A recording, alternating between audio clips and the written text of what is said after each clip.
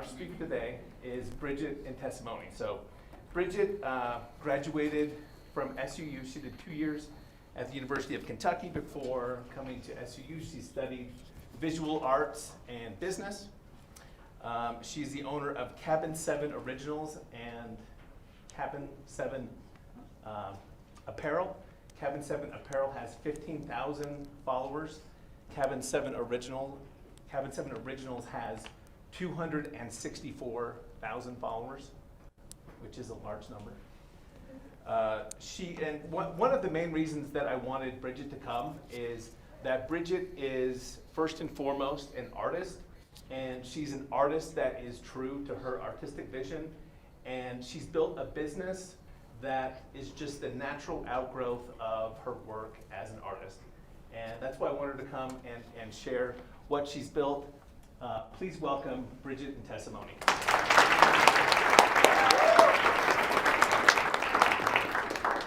Okay, it's on, I can hear it. Is this one good? Okay, before I begin, I don't do public speaking, I'm an introvert, so this is like really nerve-wracking for me, but I'm gonna try my best. So if my voice is shaking, or if I'm not talking loud enough, or if I'm talking too fast, just let me know. And I will try to fix that. Or if I move away from the mic like I just did. Okay. So this is my slideshow or whatever. I genuinely did not know what to title it, so that's what I titled it. Okay, so first of all, this is me when I was about 6 or 7, and I was painting with lots of colors, which you will see that's what my art looks like. I'm 24 years old, I'm a Pisces, I like long walks on the beach, had to include that. The only thing I've ever wanted to be is an artist my whole life. Whenever I was about 5 years old, if you asked me what I wanted to be when I grew up, I would tell you I wanted to be an artist. And people had lots of doubts about that, and if anyone in here is an artist, they understand exactly what I'm talking about. People will tell you that you'll be poor, and it's not a real job, and all kinds of stuff like that. But it's the only thing I ever wanted to do, so it's what I've been doing, and it's what I'm going to continue to do. It's really about you not caring about what other people think about you. The only people that ever had doubts were other people. It wasn't me. I never thought, oh, what if I can't become an artist? It was only them doing that and kind of projecting that onto me. So I was fully prepared to do whatever as long as I could draw 24 hours a day. I didn't care if I lived in a cardboard box, I was okay with it. Until I got to be like an adult thinking about real life, and I was like, okay, gotta figure this out for sure, because that ain't good. So what is Cabin 7?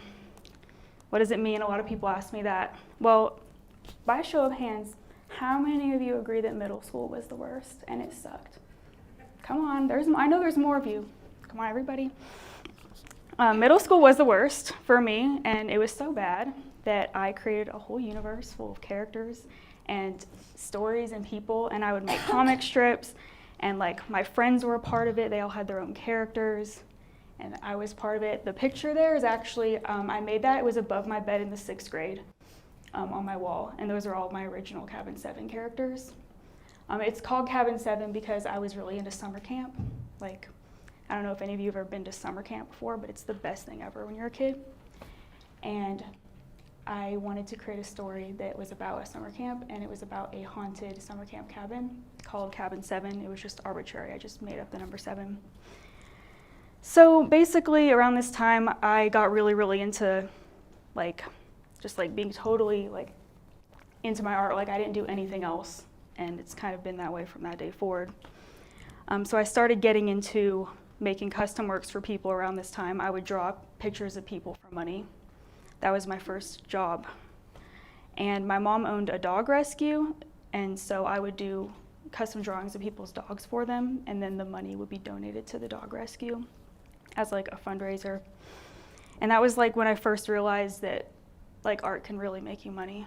You just have to have the right way to go about it and find people. So, middle school.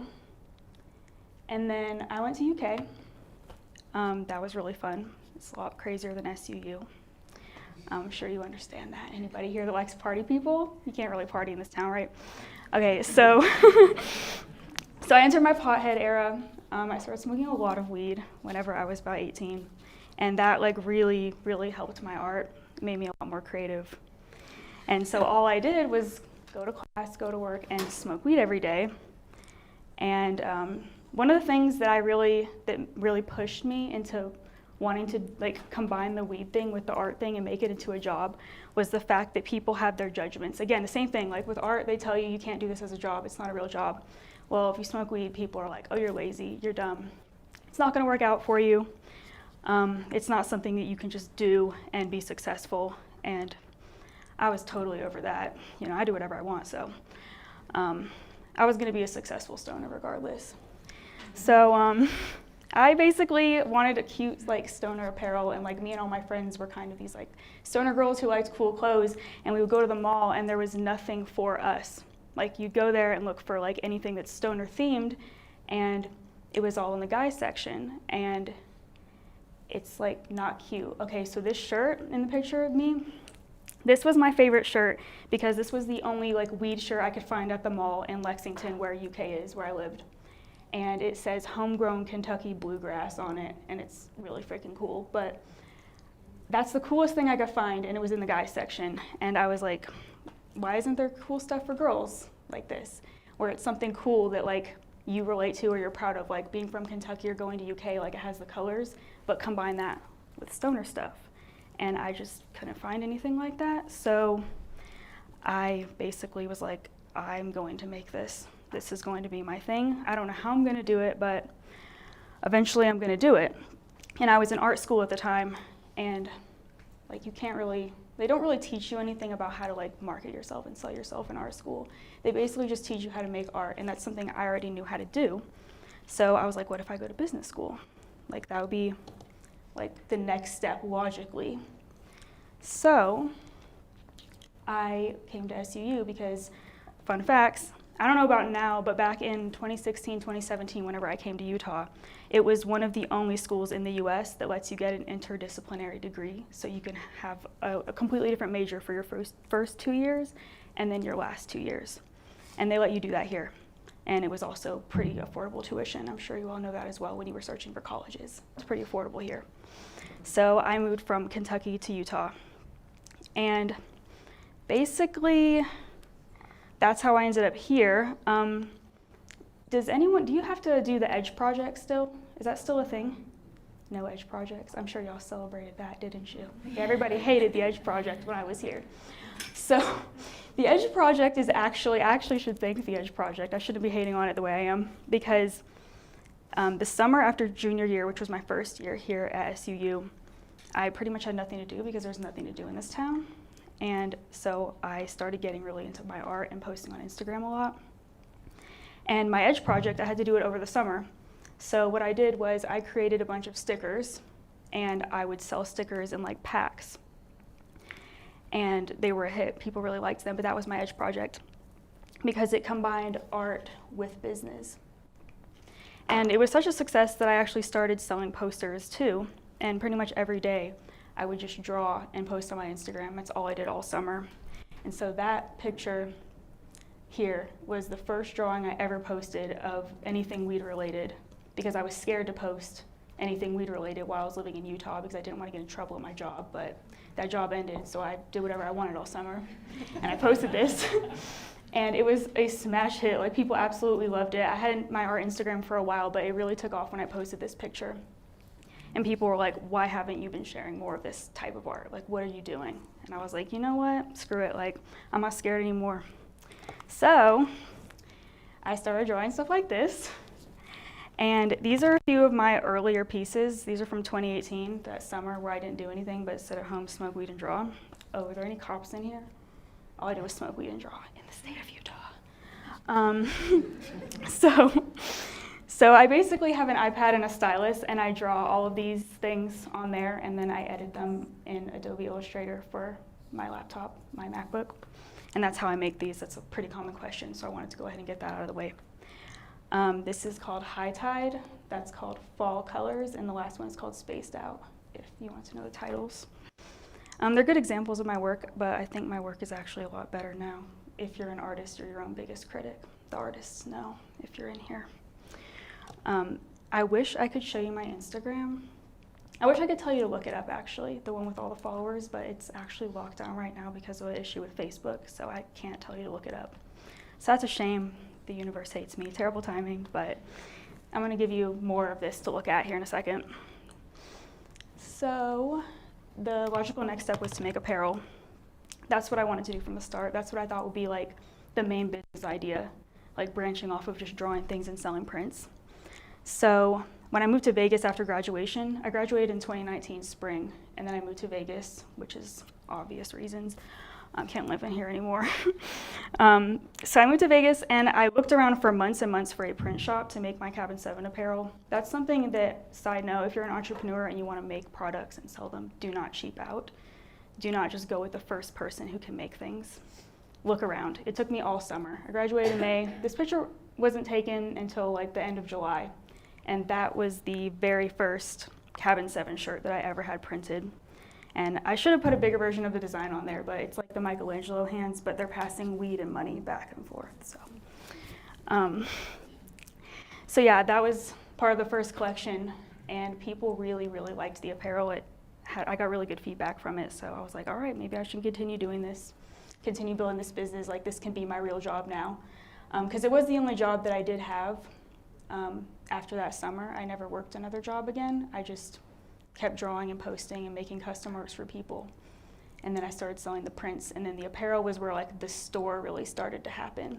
You can look up my apparel account. It's not my main account, but it is the one that I'm currently on because the other one is locked down. And that's at Cabin 7 Apparel. So you can look that up and you'll get a pretty good vibe of like what I'm doing with that. So after the apparel, I went looking for more people who could specialize in making different items. So that's me with a canvas print. That's a tapestry that's actually on the wall in my apartment, and then that was my phone case for about a year, and that was the first Cabin 7 phone case. And all of these are made by different people who pretty much specialize in those things, because I'm not a manufacturer, and you kind of have to like build relationships with different people who know what they're doing and know how to make certain things. So that's what I did. I just added more and more stuff to the store over time. The apparel started in July. I think the prints were added in September, and then the phone cases around November. So I took my time with it. Don't rush your process. And then that is basically cabin7originals.com, which also you can look up, and you can see all the different items on there. Apparel, art prints, accessories, household goods. There's so much stuff on there. I just have like a ton of random stuff on there.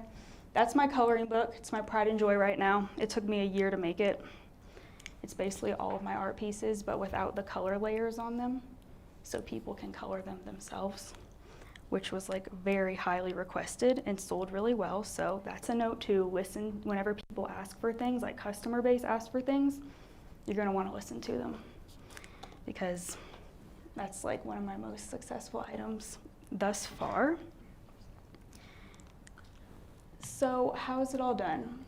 Day to day, most things are on Instagram, which is really sad right now because I can't really get on my main Instagram. But I do use Twitter and Facebook as well, so having all the socials really helps. I get leads from different places. My Instagram has about 265,000 followers on it now. That picture is old, it's the only one I could find. I think that was from the end of the year, like December 31st or something. I don't know, I don't remember when it was from, but it was from a while ago. But basically, Instagram's an amazing tool for business. I'm sure you all know this. I'm sure all of you have Instagrams. But it is really great for like having a store and selling things and marketing to people. And running ads. Running ads, very important. Very annoying, very important. Knowing how Facebook works. Most of my job is customer service. Like, I draw, obviously, I make art, but most of what I do is talking to people and fixing their problems, which is not glamorous, but that's the cost of making art for a living. Anyone in here that has worked customer service knows it sucks. And sometimes you want to punch people. But you know, like, it's the cost of making money, I guess. But basically, if you're going to use socials for your business, you do want to understand the algorithm. That's very important. Study the algorithm, because that is how everything will happen for you. So this is what I spend most of my time doing. This is what my art looks like now. I mean, I don't know about what y'all see, but from my eye, this is completely different from the other stuff I showed you. Is it different to y'all? Okay. Because like the more you do art, the more you get better at it. So that was 2018, and this was stuff that was made last year, so like a good 3-year difference. But this is what I spend most of my time doing. I make these designs, they're just basically of my characters. I've created a bunch of new characters since then as well. And they have their own stories and their own personalities and their own names and their own aesthetics and vibes. And it's just fun. Like, I like making fun, colorful things. This style, people often ask me what my style is so they can look for more artists that make stuff like this. I don't know. I mean, I just think it's cartoon, surreal, psychedelic, something. Like, it doesn't really fit in a box, so that's also a good note. You don't have to fit in a box. You don't have to do something that's already being done because other people like it. You can create a whole new thing and then people will like it too. But yeah, this is basically the vibe of my entire Instagram that I wish all of you could see. Let's see. Here's some more. I'll leave those up there for a second. A lot of them are done like outdoors because I really like the outdoors and like fun lighting and stuff. It takes a long time to get this good at art. I've been drawing my whole life. That's another thing I like to point out to people because they're like, oh, I wish I could draw. I'm like, you can draw. You just have to like spend hundreds and hundreds of hours doing it and hate yourself half the time, and then you'll be okay. Because art is basically, what is it that I always say? It's like the worst self-doubt mixed with the greatest narcissism, and that's how you get everything done. I think it would work for business too. I think it applies to everybody, honestly. If you want to be good at anything, you have to be your biggest critic and your biggest cheerleader. So I also make product photos and stuff and ads for specials. So that was my Black Friday sale thing that I made. People are on my Instagram for the art, for the colors, for the aesthetics. So I try to stick to that whenever I post about products, not just my pieces. And then that's what I did with the hoodie as well. I do that with apparel a lot. I draw little doodles on it. So it still fits the vibe. And people, like I said, they're there for the art. So they're more likely to like it and interact with it because they see it as art and not just an ad, because the art is the point. And then that's a bunch of rolling trays. Y'all know what rolling trays are, okay. Those are rolling trays that I sell, and I don't just want to put like a picture of the rolling trays. I wanted to make it art just like the rest of everything I draw. So I take the time and I draw all these different things. So it makes sense and it fits the vibe of my account. Some days I spend designing the products. So these are all like drawn also on my iPad in my program, all these designs. And they're normally sold on many different items. So stickers, tote bags, phone cases. A lot of the hoodies also have t-shirts that match as well. There's hats. I'm wearing one of them right now. This is also a Cabin 7 shirt as well. But yeah, so sometimes I usually put things out in collections. So I design like 10 or 15 new designs at once, and then I work with my print person and we get all of the samples printed, and then we do photo shoots, which is another part of my job, which is really fun. It usually takes all day to do those though, so I usually have to block out a day where I don't get to draw or create like that, but I usually hire models, and sometimes I'm in it too, like the last one is obviously me. But it's another good investment, like you want your products to look good, so they're my friends now, but they started off just as models for me, but they're like me, so we're friends now. Luckily I took a few photography classes. It's one of those little skills that really, really helps just to have, I think, in any business, honestly. Knowing how to take a good picture. It just comes in handy a lot. I also understand a good composition and how to use Adobe Photoshop and Lightroom, just as part of like going to art school. They taught us how to do that. So that comes in really handy as well. So these are custom works I also do. Like I started off doing custom work for people, and then it slowly evolved into more my store being what I do, but I definitely still do make custom works. This is a magazine cover I did in December for Leaf magazine. That's the California version, but it's actually all over the US and like all of the legal states. So Oregon, Washington, Alaska, Maryland. And that was a really fun project. The middle one is a album cover I did, probably one of hundreds at this point. I've been doing album covers since the beginning of time, it feels like, since I was at SUU. Those are highly requested, and that's just one that I did recently, so that has like my recent art style on it. The last one is obviously I work with cannabis companies a lot, and I do like logos and packaging, and that's just an example of the packaging that I've done recently. Those are ounce bags of weed, and they're designed by me. I did the whole packaging for them, and that's a company in NorCal. So this is just some recent examples of my work that I wanted to show you.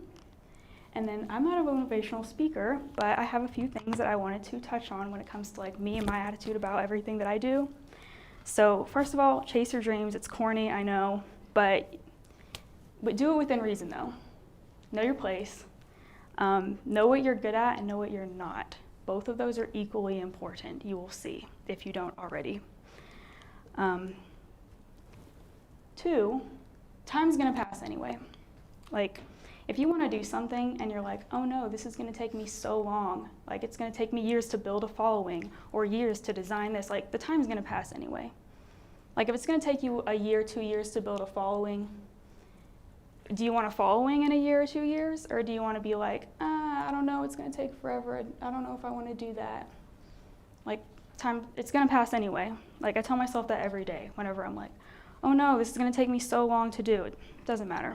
It's like, do I want the thing that I want or not? That's what you gotta decide. Next, people are haters, like super hella. I mean, I know what I do isn't for everyone, and that's fine. Like you can't be everything for everyone. That's like one of the greatest things you learn in life. You can't, and you won't, and it's okay not to be. But people are mean, especially if you do what you do on the internet. Like y'all would not believe some of the stuff people have said to me. People, they're just rude, especially behind like a screen. And you just can't let it get to you like that. Don't let anyone tell you shit.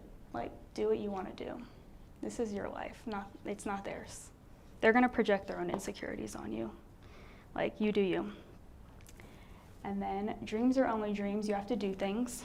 There's this quote that I repeat to myself a lot, and it's that the entrepreneur is not a dreamer, they're a doer. And that means you can't just sit around and like wait for things to happen. Like I said, a lot of the stuff I'm saying I'm sure is like corny, like you've heard it repeated a million times, but I just repeat this stuff over and over and over in my head because when you really think about what it's saying, it really like pushes you to like keep going on whatever journey you're on. So you just gotta grind it out pretty much. There's no substitute for hard work. It sucks, but like we all gotta do it. And the world's pretty much set up where like when you work hard, you're supposed to get something out of it. And if you work and work and work and work, eventually there will be something. You just gotta make sure you're working in the right direction. That's the key. Then, find a need and fill it. That's the success. I know this is an entrepreneur class. I don't know how many of you are actually wanting to be entrepreneurs, but that is like the most simplified way of putting everything I've done, is that I saw something that I wanted and it didn't exist. So I was like, who's doing this? I look it up. No one was doing it, so I did it. And that's kind of what you have to do. Like there's like all the cool new stuff we have all the time, like that started because somebody was like, you know, I wish I had a water bottle that kept ice cold for hours, because like I don't even have one of those and I really want one. I should probably get one. But it's like somebody invented like Hydro Flask because of that. It's just like a little thing, but that person is wildly successful because they did that. And that can happen for you too. You just have to keep going with it. Believe in yourself, as corny as it sounds. Because like, not everybody's gonna believe in you. Like it was my own family telling me that I was gonna be broke living in a cardboard box. In fact, it was my own brother telling me that, and he works for me now. So, that's karma, right? Like, yeah, people aren't gonna believe in you. Like, you gotta believe in you, that's the point.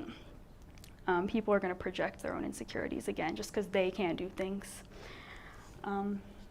Life's only as boring as you make it.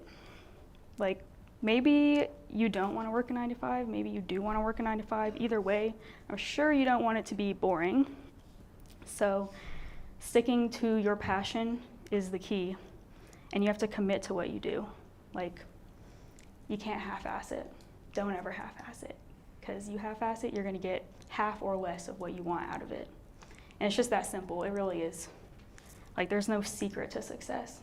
It's just, you just got to keep doing things and trying things and see what works and what doesn't. So with that, here are more examples of my art. This is called House Party. That's Sanctuary, and then that is Jacuzzi. And I wanted to like leave these up there and ask if any of y'all had any questions about anything I've said or anything that I do. I saw your hand first. Are you looking to extend your product line or just stick to like what you're currently doing? Do you mean like different items? Because I put out new apparel all the time, but not Like different items. oh, different items. Yeah. Yeah, I mean, why not, right? It's hard to find a manufacturer, especially one that can work with my business the way that I do things. So I pretty much run everything, but then I have people who will make the things and ship them. And sometimes it's hard to find people who do that. So there's a lot of items that I really want to do, but you have to make sure that they work with like your business structure and the setup. But yeah, definitely. I mean, that's like the coloring book thing. People ask for that, and I just came out with that like, I think it was in January or late December. So yeah, definitely like having art means you can put your design on pretty much anything. That's the cool thing about being an artist that runs a business. But yeah, I saw you next. Yeah, you said like you got good feedback on things, or like people requested coloring books a lot. Mm-hmm. Where do you get most of your feedback from? Like, is it social media, comments, DMs, stuff like that? Socials. A lot of people just message me on Instagram and they're like, hey, have you ever thought about doing this? And sometimes I have, sometimes I haven't. If I haven't, I write it down. If I have, then I kind of like have a notebook where I write down how many times I've seen that request come up. So whenever it comes time for me to kind of like refresh the collection, I know exactly where to go looking for what kind of products. With that, comments on Instagram. My friends, obviously, like they're really always giving me feedback and giving me suggestions as well. Like having a community around you of people who understand your business and your product is important as well, because they'll always give you feedback too. Yeah. I saw you next. Have you ever considered doing anything with NFTs, or do you know anything about that? Oh no. Yeah, I know about NFTs. It's not for me. That just comes from me. I don't feel like, how do I word this? I don't think of my art as baseball cards. How about that? I don't really like the idea of people like trading them around and like, I don't know, I respect my characters like they're real people. I don't know, does that make sense? Like they're part of me, and it's like the idea of anyone like owning them or like part of them just kind of like bothers me. But I don't knock people who do NFTs, by the way. Like if you want to do NFTs, good for you. I don't care, it's just not for me, you know? But yeah, hope that answers that. Yeah. How has your relationship with manufacturers changed over time? Like, do you order in bulk? Do you order whenever people, order something from you? Well, I guess it depends on the manufacturer. So, for example, my apparel lady, it's like a small print shop in Las Vegas.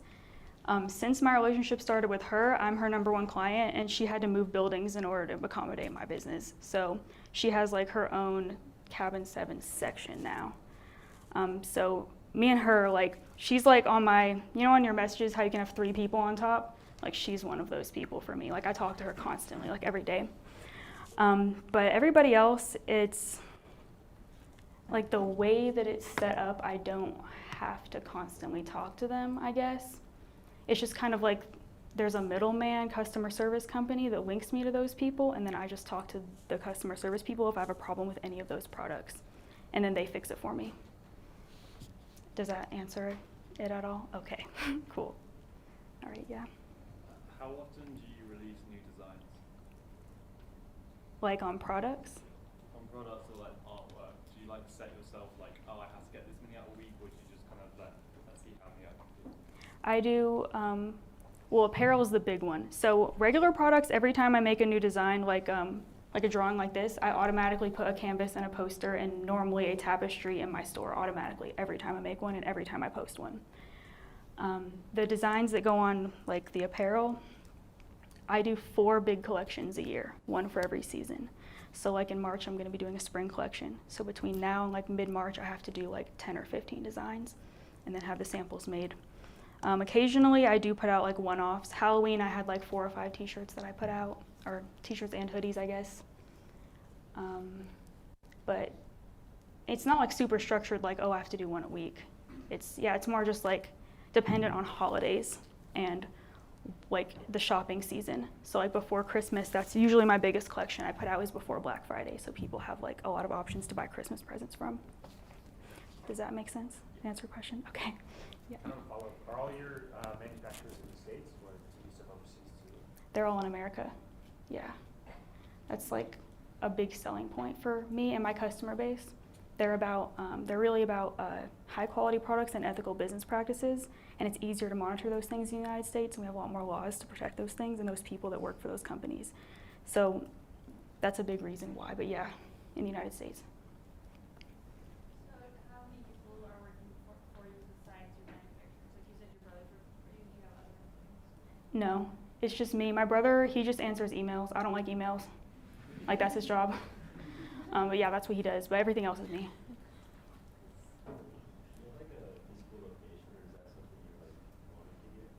I definitely do want to do a physical location one day. I don't have one right now. I would love it. Oh, that would be so great, wouldn't it? Imagine if it was a real cabin. Like, can you imagine? Like, it was a real, like an actual cabin you could go into. It would be so cool. Yeah, I definitely want to do like a brick and mortar store one day. I would have to do a lot of like market research on like the location and everything like that first. But for now, it's just like, I just work at home and then my manufacturing people ship stuff out for me. What have you found that's made your ads successful? My ads. Okay, so I love Pinterest. Every girl in here probably understands what I mean. We love Pinterest. It's so aesthetic. It's so fun to look at. So pretty much all my ad ideas came from, if you get on Pinterest and you look up like cool t-shirts, they're always like folded, like, here, let me go back. Like the middle one. That's the type of thing that I put on ads. Like I make a little setup with like an outfit and like some sneakers and a hat and some sunglasses. And then I got that idea from Pinterest. That's like pretty much the only type of pictures I use for ads. People love it. It looks great. You imagine the whole outfit on yourself when it's done that way. Does that answer your question? Mm-hmm. Yeah, and I kind of wanted to like ask more about like finding your target audience and like how they're successful like with reaching out. Okay, yeah, so the target audience is me, right? So most of the people that buy stuff from me are young women who smoke weed and appreciate art. So in that way, it's pretty easy to target those people. Like if you're gonna sell something, I feel like you should at least be somewhat part of your own target demographic or you're gonna have a disconnect. That makes it pretty easy. In the beginning, the reason people started following me so much was because I had like that niche of like weed, you know, because I was just like an artist, like I had the technical skill, I could draw, but nothing really took off until I was like, okay, I'm gonna do this. Because when I posted that picture that I showed, a bunch of like weed accounts, I used a bunch of hashtags, and weed accounts that like post weed art or weed memes and stuff like that started reposting my art.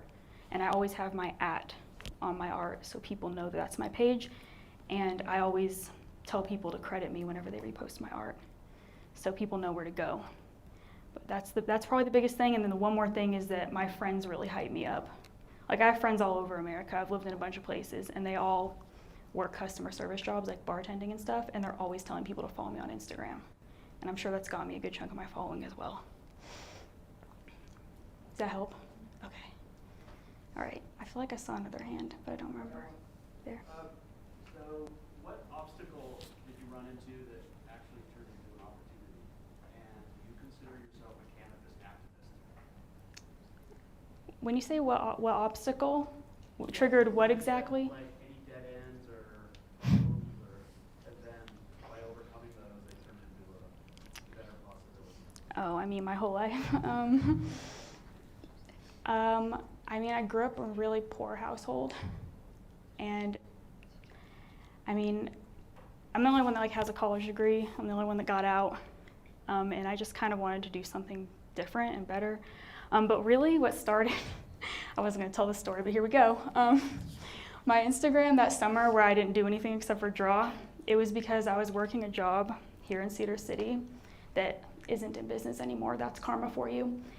They fired me because even though I was the most qualified person to work there and I was better than everybody else that worked there, like at the job, not like bragging on me, like I was a better worker. They fired me because I dyed my hair and they didn't like that. And I painted my nails. They were green and they fired me for that, which is, I don't even know if that's legal, but basically they were like, you don't fit our image anymore, so bye. And that like really made me mad. I was like, wow, I've been holding back because of this job and now I don't have it anymore. So I'm gonna do what I want and I'm gonna be me to the fullest because clearly it's making people mad. And I'll make people mad. I don't care. So that, and what was the second part of the question again? Do you consider yourself a cannabis activist, or what, or what's the, how is cannabis stigmatized, or is it stigmatized differently in Nevada or Vegas? We know it is here, but do you run into any barriers in that regard? Well, cannabis has been stigmatized my whole life. I was raised Catholic, so I always was kind of raised to think weed was bad. And then I got to college and I was like, oh, this ain't nothing. Like, let's get into this. I've never lived in a legal state until I lived in Vegas, actually. So in Kentucky, it's illegal. I used to live in Texas too, also very illegal there. I've watched multiple family members catch felonies because of weed, and it's just like they just had like an eighth of weed on them. It wasn't anything crazy, and now they have felonies on their record, which I think is insane. And that really has kind of fueled the fire to make me mad about this. As far as being an activist, I mean, I guess you could say I am. I'm trying to promote like a positive light around weed, especially with women. Women in cannabis are more stigmatized than men. I have heard, oh, it's not ladylike to smoke a bunch of times from a bunch of people. And women are trying to take up more space in the cannabis industry. So, I mean, I guess in that way I am. I'm very much someone who promotes weed in a medicinal way as well, because that's why I started using it in the first place. It's because I was really depressed, and it really, really helped. And it still does. So, yeah. Anybody else? Time for one more question. Has your family's perspective on cannabis changed now that you've become a successful businesswoman in cannabis-based business? Oh, great question. Kind of. Well, Would you repeat that question? oh, he said that has my family's perspective on cannabis changed since I became successful with it? My mom sure has. I mean, when you make more money than your parent does, like, what are they gonna tell you, right? So, yeah, my mom used to be like, I used to be so scared of my mom when I smoked weed because I thought she was gonna kill me. I thought she was gonna bury me in the yard. But now she like makes me weed stuff. She made me a Christmas stocking that has weed leaves on it, so her perspective has changed a little bit. My siblings have always been cool with it. My dad doesn't know still. He doesn't know much about me at all, but yeah, let's. My extended family doesn't really know what I do either. Like, we don't really talk, so. But my mom's the main one that I was always afraid of, and her perspective has definitely changed a little bit because she's seen my siblings get in trouble, and now she realizes how stupid it is that people can get arrested and catch felonies for weed. So that's the answer to your question, I guess.